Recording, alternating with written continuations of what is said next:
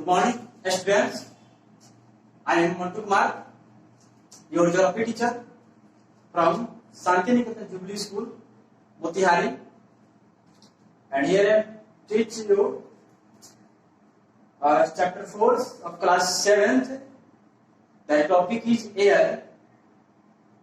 You all learn in previous class about what is environment, and second chapter is structure of the earth, and third is interior of the earth. Means you know about first chapter of topic is lithosphere, hydrosphere and atmosphere.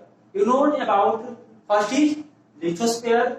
Lithosphere is related to the chapter second and third, who teach to you all about second and third chapter, who related to lithosphere as structure of the earth and interior of the earth. But second topic of chapter 1 is atmosphere, who related to fourth chapter topic is air.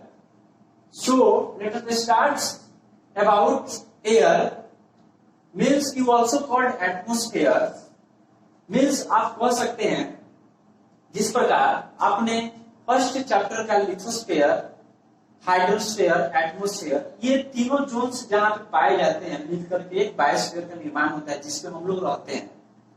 We all are live here, survive here. So उसी lithosphere के बारे में second chapter पढ़ा आपने. चूंकि एक theme में ये डिवाइड हुआ है, एक सीक्वेंस रूप में, एक चेन सर्किल के रूप में इस चैप्टर को डिवाइड किया गया है. कि जैसे आप 6 में थे तो आपने सौर मंडल के बारे में पढ़ा, कैसे क्या होता है हमारे ब्रह्मांड में. अब जो है आप फिजिकल ज्योग्राफी के बारे में पढ़ रहे हो, हाइड्रोस्फीयर, एटमोस्फीयर, इटीसी, जो आपको यहाँ फिजिकल मूवमेंट में दिखाई देता है उसके बारे में पढ़ रहे हो. तो फर्स्ट चैप्टर से रिलेटेड जो था आपका लिथोस्फीयर से, second chapter structure of the earth and interior of the earth, जो दो चैप्टर जो थे वो लिथोस्फीयर से रिलेटेड थे. अब जो है आपका रिलेटेड जो है एटमोस्फीयर, एटमोस्फीयर से रिलेटेड आपका एयर का चैप्टर है.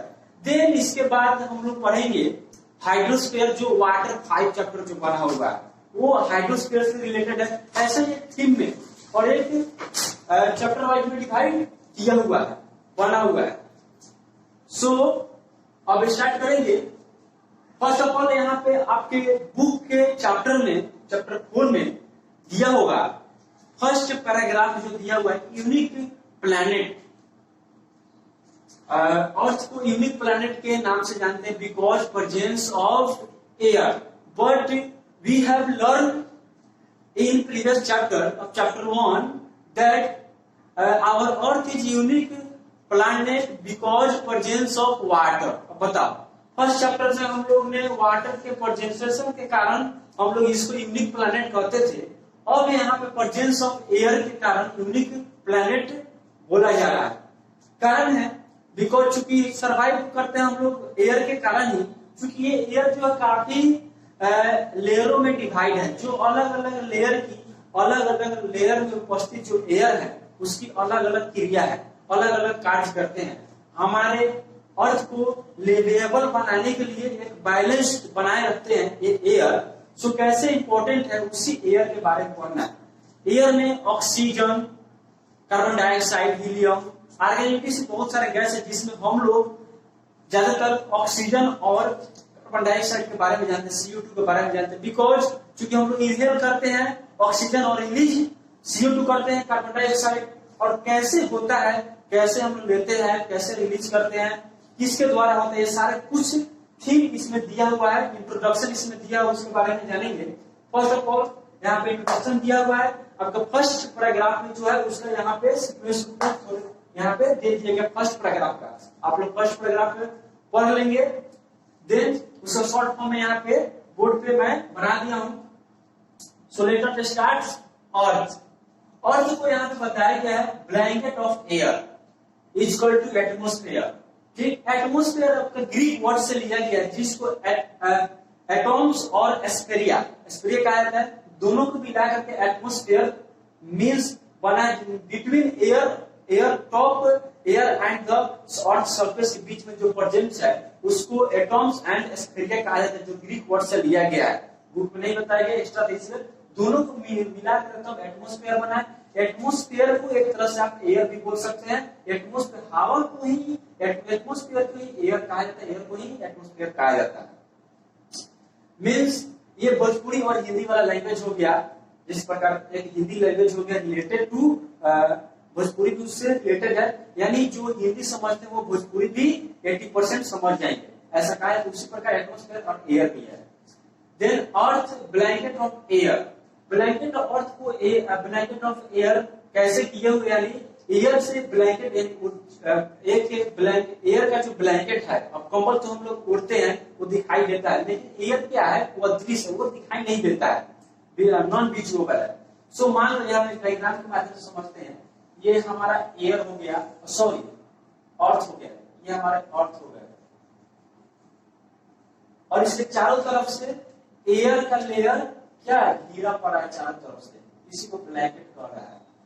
और ये एयर जो है नॉन विजुअल दिखाई नहीं देता, और ये काफी सारे लेयर में डिवाइड है, जिसमें बहुत सारे गैसेज मिक्सचर है, ozone, oxygen, carbon dioxide, helium, hydrogen, इतनी बहुत सारे गैस है इसमें जो प्रेजेंस है।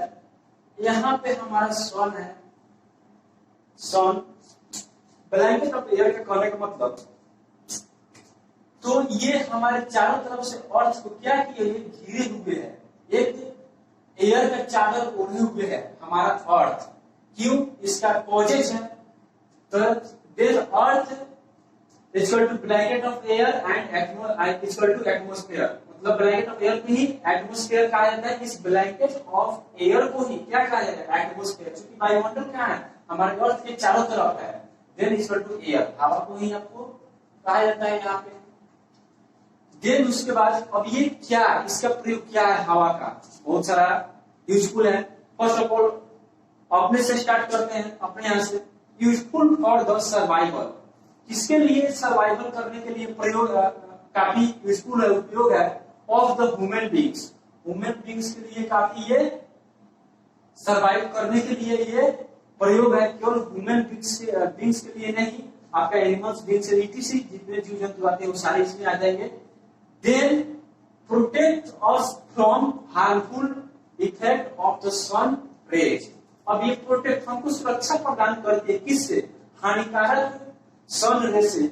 यहाँ पे सन द्वारा, सन जो किरण उत्सर्जित करती है वो डायरेक्ट कहाँ आ रही है? हमारे पृथ्वी पर आ रहा है इसका प्रकाश। सनलाइट कहाँ पर? डायरेक्ट पृथ्वी पर आ रहा है। अगर ये इस एयर का लेयर यानी एटमॉस्फेरिक लेयर यहाँ पे नहीं रहता तो डायरेक्ट सन द्वारा जो एक अल्ट्रावायलेट रे आती है, अल्ट्रावायलेट रे जो हमारे स्किन कैंसर के लिए काफी हार्मफुल है।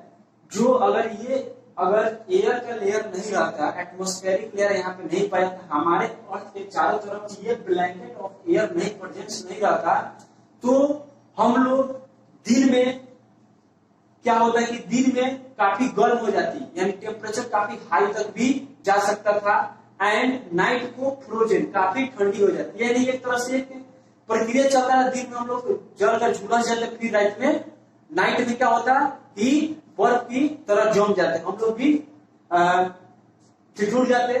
देन उसी प्रकार अल्ट्रावायलेट जो किरण जो आती है वो हमारे सन द्वारा आती है, जो ये इसमें प्रेजेंट ओजोन लेयर जो है इस एटमॉस्फेरिक लेयर में, ओजोन लेयर जो प्रेजेंट है वो इसको क्या करती है? ऑब्जर्व कर देती है, इसको छान लेती है। डायरेक्ट जो किरण जो आती है अल्ट्रावायलेट इसको छान करके तब इस लेयर द्वारा छान कर हमारा पृथ्वी पर आती है।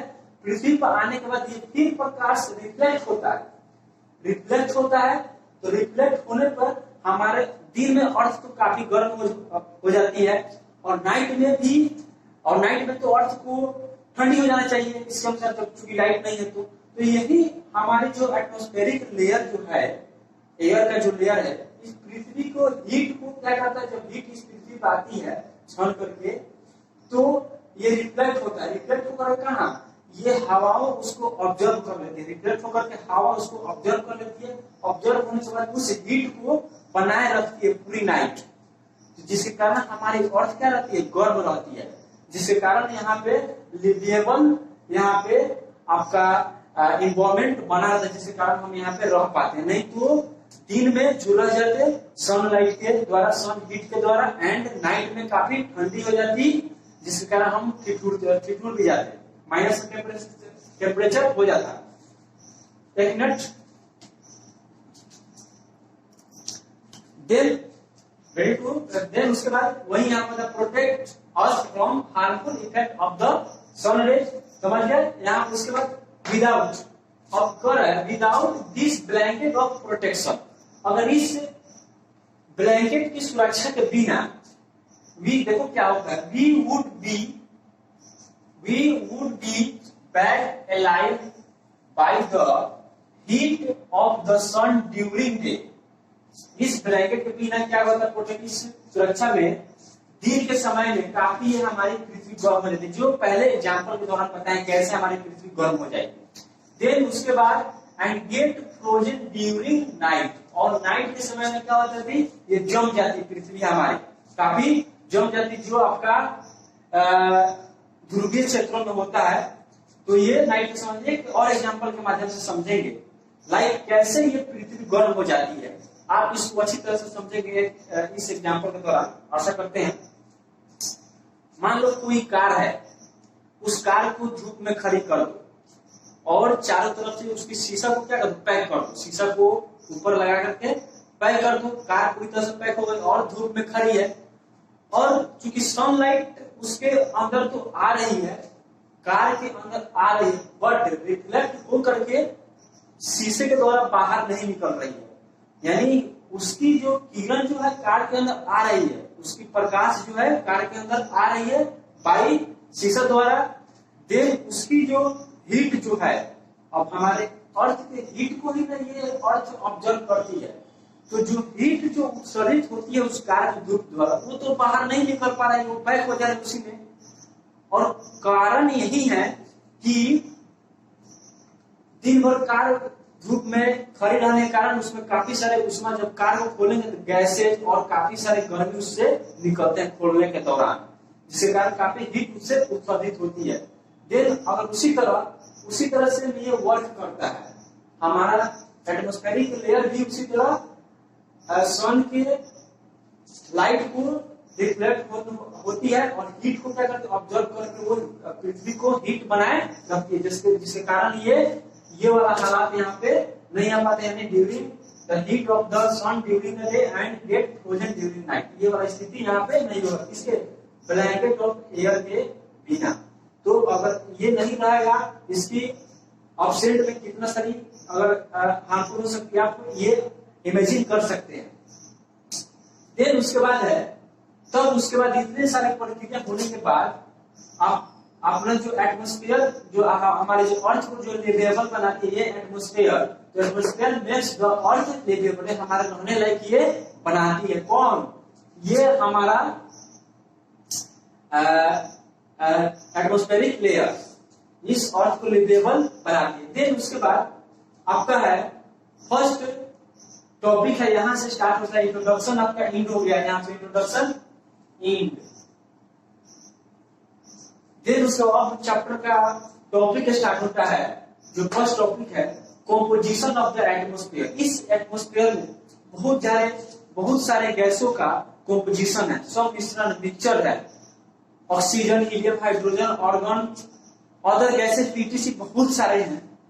सो अब यहाँ पे चूंकि हम एयर के बारे में पढ़ रहे हैं, तो एयर के बारे में ही टोटल सवाल जवाब करेंगे। What do we take in eat?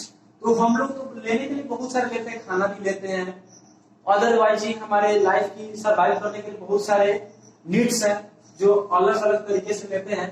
Then उसमें अभी एयर के बारे में, तो ऑक्सीजन, तो इसमें ऑक्सीजन के बारे में क्या हम लोग इनहेल करते हैं फॉर सर्वाइवल फॉर लाइफ, तो ऑक्सीजन, और इसको रिलीज कौन करता है?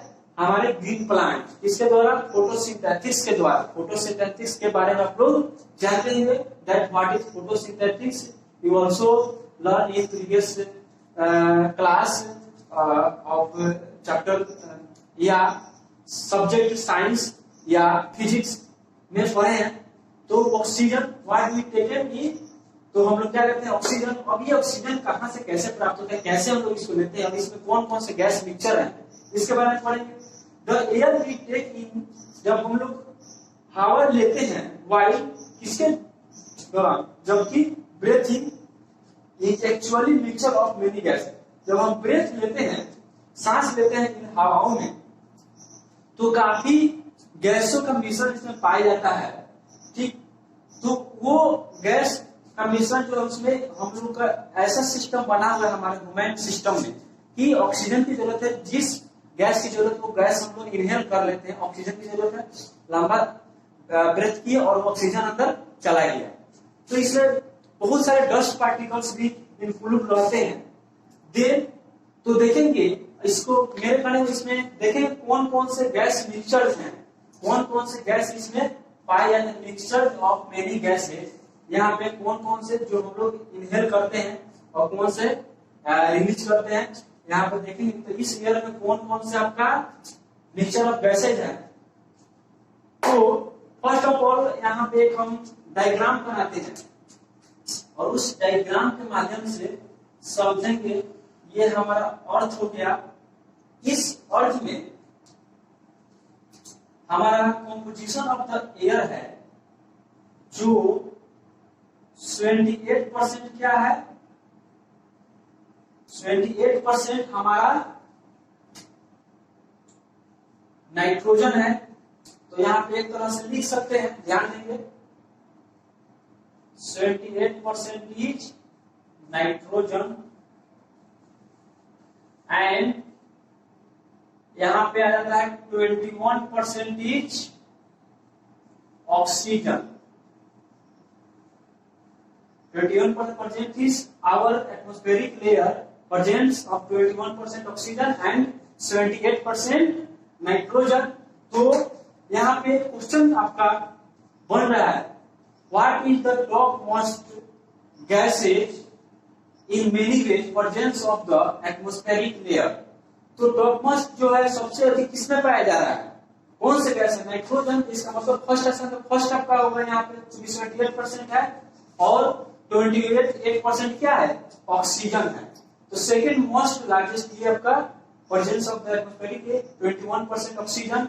देन उसके अदर गैसेज भी हैं जो इसको 1% में इंक्लूड है, जिसमें वो सारे इसमें आते हैं, यहाँ पे आ जाएंगे 1% में। 1% में आपका आता है कार्बन डाइऑक्साइड, CO2 जो है, CO2 ये कितना, इसमें 0.03% प्रेजेंट है इसमें, इस आपका एटमॉस्फेरिक लेयर में।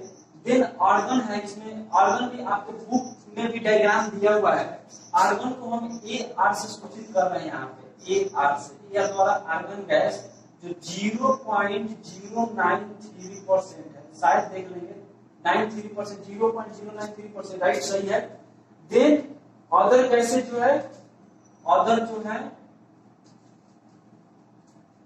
अदर गैस, अदर जो कितने 0.04% प्रेजेंट है, ठीक। तो आर्गन गैस 9. तो आर्गन गैस आप पता है, नाइट्रोजन आपको पता है, नाइट्रोजन आपको अधिक भूमि में पाया जाता है, जो पेड़ जो है अपने ऑक्सीजन रिलीज के दौरान इसको इनडायरेक्टली टेकन करते हैं। पेड़ पौधे ऑक्सीजन हम लोग इनहेल करते हैं, जो पेड़ पौधे द्वारा रिलीज किया जाता है। कार्बन डाइऑक्साइड आपका पेड़ टेकन करता है, इनहेल करता है, जो हम लोग CO2 रिलीज करते हैं। देन उसको ऑर्गन गैस पाया जाता है। आप घर में येलोइश बॉल देखोगे, जो पीला कलर का जो बल्ब आता है, 100 वाट वाला बॉल जिसको कहते हैं, 100 वाट्स का बॉल्ब, उसमें आर्गन गैस का प्रयोग। आर्गन गैस वो है कि कोई फ्यूज बॉल लेकर के देखेंगे, फ्यूज बॉल होगा तो अच्छा बॉल पड़ेगा, तो उसको नीचे जब भूमि पर पटकेंगे, अर्थ सरफेस पर जब उसको पटकेंगे, तो उस एक अलग तरह की आवाज आती है। बूम तरह का आवाज आता है, जिसके कारण वो आर्गन गैस उसमें फिल किया हुआ रहता है, भरा रहता है, जिसके कारण वो आवाज करती है। तो आर्गन गैस क्या है वो समझ गए। CO2 क्या है, ऑक्सीजन क्या है, नाइट्रोजन। ऑर्डर में आता है आपका हीलियम, हाइड्रोजन, यूटीसी, ये सारे आपके ऑर्डर गैस में आते हैं। तो देन उसके बाद इसी को डिफाइन यहाँ पे किया गया है। फर्स्ट में कौन सा है, नाइट्रोजन एंड ऑक्सीजन। तो नाइट्रोजन यहाँ पे भी देख लें कितने परसेंट है, 78%, एंड ऑक्सीजन 21%। यहाँ पे क्रिएट कर लेंगे, माइंड याद रहेगा। यहाँ पे लिखते हैं nitrogen and oxygen are two gases which make up the bulk of atmosphere. Bulk of atmosphere यहाँ पे लिखा हुआ है, एटमॉस्फेयर बुल्क ऑफ, जो ये दोनों गैसेज के प्रेजेंस के कारण हमारे एटमॉस्फेयर को बुल्क बनाते हैं। Then third is second is carbon dioxide. Carbon dioxide कितने, उसकी मात्रा आप क्रिएट कर लेंगे। CO2 की मात्रा, हीलियम्स, ओजोन्स लेयर जो आपकी इस एटमॉस्फेरिक लेयर में नहीं पाया जाता है, and argon and hydrogen are found in the lesser quantities. यहाँ पे lesser found in lesser quantities लिखा, क्वांटिटीज लास्ट में लिखा हुआ है। देन अब इस एटमॉस्फेरिक लेयर में बहुत सारे डस्ट पार्टिकल भी पाए जाते हैं। वहां पे the tiny dust particles are also present in the air. Tiny dust particles, बहुत सारे धूल कण भी इसमें छोटे छोटे, जो हम नग्न आंखों द्वारा नहीं देख सकते हैं, तो वो हमारे एटमॉस्फेरिक लेयर में प्रेजेंट है। लाइक जैसे कुछ जो डस्ट पार्टिकल्स जो है आपके घर में, जो छोटे मोटे छिद्रों के द्वारा सनलाइट आती है, रेज जो आती है घर में खिड़कियों के द्वारा, उसमें धूप में कभी देखेंगे डस्ट पार्टिकल्स मूव करते हुए दिखाई देगी। तो उससे भी जो वो डस्ट पार्टिकल धूप में दिखाई देती है और ऐसे नहीं दिखाई देती है, तो वो जो दिखाई देने वाली डस्ट पार्टिकल्स उससे भी छोटी, उससे भी काफी नग्न में होती है, जो हम नंगी आंखों द्वारा नहीं देख सकते हैं। तो सारे आपके इस एटमॉस्फेरिक लेयर में पाए जाते डस्ट पार्टिकल्स।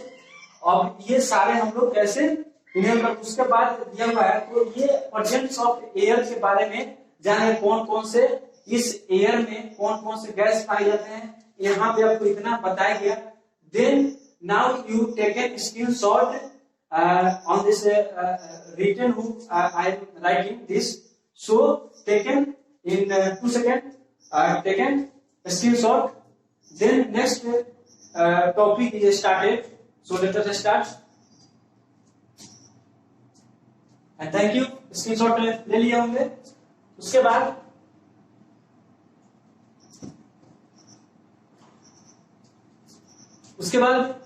आपका है, जैसे अभी यहाँ पे पढ़े प्रेजेंस ऑफ गैसेस के बारे में, पीछे इस बोर्ड पे कैसे हमारी अर्थ को गर्म बनाए रखती है एयर। एंड देन उसके बाद है उसी first topic composition of the atmosphere में ही उसी का टॉपिक है प्लांट्स के बारे में, जो प्लांट्स भी कुछ अपने सरवाइव करने के लिए वो कैसे प्राप्त करती है गैसों द्वारा नाइट्रोजन, या कैसे वो फूड को प्रोड्यूस करती है, उसके बारे में यहाँ पे दिया हुआ है। तो देन प्लांट्स ऑल्सो, जो आपके टॉपिक में बुक में भी दिया हुआ है, उसी का ही निचोड़ यहाँ पे लिखा हुआ, अदरवाइज बाहर से कुछ एक भी वर्ड नहीं है, बुक से ही यहाँ पे दिया हुआ, जो इंपॉर्टेंस है उसको यहाँ पे लिख दिया हूं मैं। तो plants also need nitrogen from their survival. तो प्लांट्स को क्या चीज की जरूरत है, प्लांट्स को भी नाइट्रोजन की जरूरत है। कहां से, उसको सर्वाइव करने के लिए दे टेक्स, तो क्या लेता है, वो क्या लेता है कि CO2, दे टेक्स CO2। क्यों लेता है, बट क्यों लेता है, क्योंकि वो जब तक CO2 इनहेल नहीं करेगा तो रिलीज ऑक्सीजन नहीं हो पाएगा। वो CO2 को इनहेल करता है तब ही ऑक्सीजन रिलीज करता है, तो ऑक्सीजन रिलीज करने के बाद तब हम ऑक्सीजन इनहेल करते हैं, लेते हैं, देन CO2 रिलीज करते हैं। तो ये हम दोनों एक चैन सर्किल में बांधा हुआ है, एक बैलेंस बना हुआ है। इस बैलेंस को बनाए भी रखना है। इस बैलेंस को अगर कहीं बीच में टूट रहा है तो हमारा जीवन संभव नहीं है। और इसको, इस बैलेंस को बनाए रखने के लिए कम से कम एक तो पेड़ लगाना जरूरी है, कम से कम डेली नहीं तो साल में एक तो पेड़ लगा सकते अपने बर्थडे पे।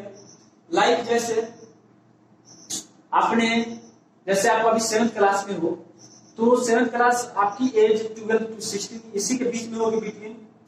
सो आपको 8 इयर्स पहले की बात को याद इमेजिन कर सकते हैं कि 8 से 10 साल पहले जो है कितने हमारे अगल बगल में पेड़ पौधे पाए जाते थे। हम अपने खुद बात कर रहे हैं कि 15 से 16 साल पहले या 20 इयर्स पहले बहुत सारे पेड़ पौधे, विशाल विशाल पेड़ पौधे पाए जाते हैं जो अब नहीं दिखाई देते हैं हमारे एरिया में।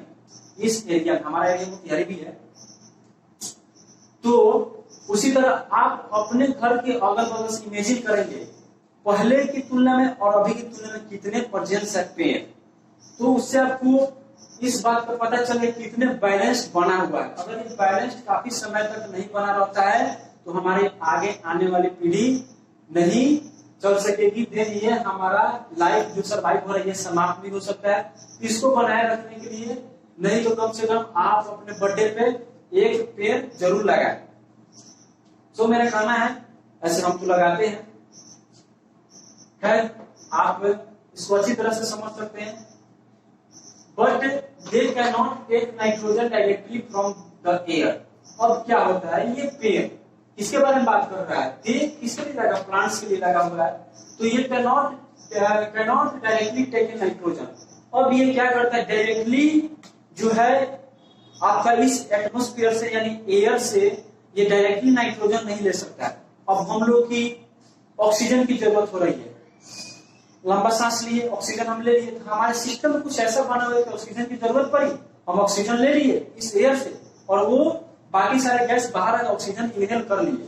तो पेड़ पौधे में उस टाइप का ये सिस्टम नहीं बना हुआ है कि वो भी डायरेक्ट नाइट्रोजन प्राप्त कर ले इस एटमोस्फेरिक लेयर से, तो वो क्या करता है, डायरेक्ट प्राप्त नहीं करता है। और जैसा कि पेड़ पौधे तो खुद खाना बना लेते हैं, हम लोग तो खुद खाना नहीं बना पाते हैं, किचन कहीं और है, कोई और खाना बनाता है, बहुत सारे हो सकते हैं खुद भी खाना बना, लेकिन उसमें जो है कहीं ना कहीं कोई ऐसा बहुत सारा सोर्स है जो किसी अदर के द्वारा लिया गया हो, जैसे तेल हो गया, नमक हो गया, किसी बहुत सारा जो आप खुद अपने ही तो नहीं बना लेते हो ना, कहीं से खरीद के लाए हो तब तो बनता है। देन उसी तरह मान लो अब ये जो पेड़ जो है नाइट्रोजन डायरेक्टली न लेकर के इनडायरेक्ट वे में नाइट्रोजन कैसे लेता है, नाइट्रोजन तो इनहेल कर मतलब लेता है पेड़, लेकिन लेता कैसे है, एक एग्जांपल के दौरान समझाते हैं। अब क्या होता है कि खाना हम पका रहे हैं, आप सब कोई भी किचन में बना रहे हैं, अचानक नमक पता चले कि नमक नहीं है, तो आप उस समय क्या करोगे, आप तो खुद लेने दुकान में नहीं जाओगे, या तो घर के कोई अन्य सदस्य को भेज करके मंगा लोगे, या जो हमारे पड़ोसी अगर अच्छे हैं, अच्छे अगर व्यवहार बनाए हुए हैं तो वहां पे भेजेंगे, नहीं तो दुकान से ही लाना पड़ेगा, तो आप तो नहीं जाएंगे ना। तो देन वही कहने का मतलब है कि किसी और द्वारा आप नमक मंगा करके अपनी जरूरतों को पूरा कर रहे हो। देन उसी प्रकार हमारा पेड़ भी किसी और को भेज करके या किसी और द्वारा सेकंड पर्सन द्वारा वो नाइट्रोजन को इनहेल करता है, प्राप्त करता है। कैसे, तो किसके द्वारा, बैक्टीरिया के द्वारा। आपको पता है कि हमारे सॉइल में बहुत सारे बैक्टीरिया पाए जाते हैं, तो उन्हीं बैक्टीरिया द्वारा हम देखेंगे bacteria that live in soil, कहाँ रहते हैं, सॉइल में, and roots of some plants, कुछ जो है कुछ पौधे के रूट्स में भी रहते हैं, जड़ में। देन टेक नाइट्रोजन, और वो बैक्टीरिया कौन यहाँ पे नाइट्रोजन ले रहा है, बैक्टीरिया जो वहां पे सॉइल में प्रेजेंट है और कुछ पौधे रूट्स में भी प्रेजेंट है, तो वो take nitrogen from the air, कहां से ले रहा है, इस हवाओं से नाइट्रोजन ये बैक्टीरिया प्राप्त कर लेता है। जैसे कि आपको पता है कि मिट्टी में सबसे अधिक नाइट्रोजन की प्रेजेंटेशन रहती है, एंड जो सॉइल को फर्टिलाइज बनाती है ये नाइट्रोजन। ठीक है, तो क्वेश्चन भी बनता है कि सॉइल को फर्टिलाइज बनाने वाली गैस का नाम क्या है, तो नाइट्रोजन। तो ये जो बैक्टीरिया जो है इस एयर से नाइट्रोजन प्राप्त करता है, जो and change it's from so that plants can use it. अब प्लांट इसको चेंज करके किसको, इसको प्रयोग में लाती है नाइट्रोजन को, यानी बैक्टीरिया जो है प्लांट्स के रूट द्वारा, तने द्वारा उसको नाइट्रोजन प्राप्त करती है, तो वो अपना फूड प्रोड्यूस करती है। फूड प्रोड्यूस करने के बाद ही आपका जितने ऑक्सीजन वगैरह है वही रिलीज करते हैं। अगर पेड़ पौधे ऑक्सीजन रिलीज नहीं करे तो हम कहां से इनहेल करेंगे, अगर हम इनहेल नहीं करेंगे तो फिर कार्बन डाइऑक्साइड कैसे हम रिलीज करेंगे? अगर कार्बन डाइऑक्साइड हम रिलीज नहीं करेंगे तो फिर ये पेड़ कहां से CO2 लेंगे? तो ये आपका ऑक्सीजन रिलीज करेंगे। देन एक तरह से ये आपका सर्किल जो बना हुआ है, चैन सिस्टम बना, वो टूट जाएगा। अगर वो टूटेगा, अगर ये रिलीज नहीं करता है तो हम नहीं टेकन करेंगे, हम नहीं टेकन करेंगे तो हम भी रिलीज नहीं करेंगे, तो भी टेकन नहीं करेंगे। तो रिलीज टूटने के बाद प्रक्रिया क्या होगा? यहाँ पे कोई ना कोई एक जीव जंतु का यहाँ पे समाप्ति, यानी हम लोग ऑक्सीजन नहीं लेते हैं तो हम लोग क्या जिंदा रह पाएंगे? हम लोग जिंदा नहीं रह पाएंगे, छोटे छोटे जीव जंतु भी जिंदा नहीं रह पाएंगे। अब जीव जंतु भी जिंदा नहीं रह पाएंगे तो बैलेंस क्या होगा? एक तरह से जो बैलेंस बना हुआ है हमारे एनवायरमेंट में, जिसको ये एक तरह से चैन सर्किट टूट जाएगा, जिससे यहाँ पे जीवन यापन संभव नहीं हो पाएगा। तो ये एक तरह से ये टूट जाएगा, जिसके कारण ये सर्वाइवल लिवेबल जो अर्थ प्लैनेट बना हुआ है, यूनिक प्लैनेट, जो ये भी खत्म हो जाएगा, डिस्ट्रॉय हो जाएगा। देन उसके बाद ऑक्सीजन, ऑक्सीजन के बारे में पढ़ेंगे। जैसे ऑक्सीजन के बारे में थोड़ी बहुत पहले भी पढ़ के आए हैं, छोटे थे आप EVS में भी पढ़े होंगे, फिर 5-6 में भी पढ़े, 7 में भी, और आगे भी थोड़ा तक पढ़ते नहीं थे ऑक्सीजन के बारे में। ऑक्सीजन का सेकेंड मोस्ट, यहाँ पे मोस्ट जो वर्ड लगा हुआ है, अपने मन से नहीं लगा दिया गया, मोस्ट है तो है। Second most प्लेंटिफुल gas on the अर्थ कैसे है? क्योंकि यहाँ फर्स्ट में 71% इसको फर्स्ट, और देन सेकेंडरी 21% ऑक्सीजन प्रेजेंट है, तो इसको सेकेंड बोलेंगे। तो क्वेश्चन भी बनता है with the second plentiful gas on the earth, तो oxygen is the second plentiful gas on the earth, इसको याद रखेंगे। And first nitrogen. देन अब ये कैसे हमारे प्रयोग में आती है, कैसे लाया जाता है? ह्यूमंस एंड एनिमल्स, हमारे अब मानव जितने मानव ह्यूमंस में हम लोग and animals take oxygen from the air. कहां से लेता है ऑक्सीजन? इन हवाओं से, जो हमारे चारों तरफ हवा, वहां भी जहां आप हैं वहां भी ऑक्सीजन ले रहे हैं, हम भी यहाँ पे हैं, हम भी ऑक्सीजन ले रहे हैं, यानी इनहेल ऑक्सीजन कर रहा है, रिलीज CO2 कर रहा है, अभी वैसे ही सेम वर्क हो रहा है। तो ह्यूमन एंड एनिमल ये ऑक्सीजन टेकन करते हैं कहां से? एयर से, एंड दे ब्रेथ, जो सांस लेते हैं। एंड देन उसके बाद है ग्रीन प्लांट्स, यहाँ ग्रीन प्लांट्स है इसलिए हम ग्रीन कलर से ही लिख दिए पूरा। Green plant produce oxygen, green plant produce उत्सर्जित करता है ऑक्सीजन कब? और हरे पौधे जो है ऑक्सीजन कब उत्सर्जित करते हैं? ड्यूरिंग फोटोसिंथेसिस, फोटोसिंथेसिस के दौरान ये ऑक्सीजन रिलीज करते हैं। अब photo, you also know about photosynthesis, that what is photosynthesis. So I hope that you also read in previous chapters, and photosynthesis is the topic of science and so related to in geography. So you all know about photosynthesis. कैसे photosynthesis होता है? इस प्रक्रिया में क्या होता है? चूंकि सनलाइट द्वारा ये फोटोसिंथेसिस द्वारा खुद ये पौधा क्या करते खाना बनाती है, और कैसे उसी दौरान, उसी फूड प्रोडक्शन के दौरान ये ऑक्सीजन रिलीज करती है। अगर एक फोटोसिंथेसिस की प्रक्रिया नहीं हो पाएगी पेड़ पौधों में, तो ऑक्सीजन रिलीज नहीं हो पाएगा। ऑक्सीजन रिलीज नहीं करेगी पेड़ पौधे, तो फिर हम लोग इनहेल कैसे करेंगे?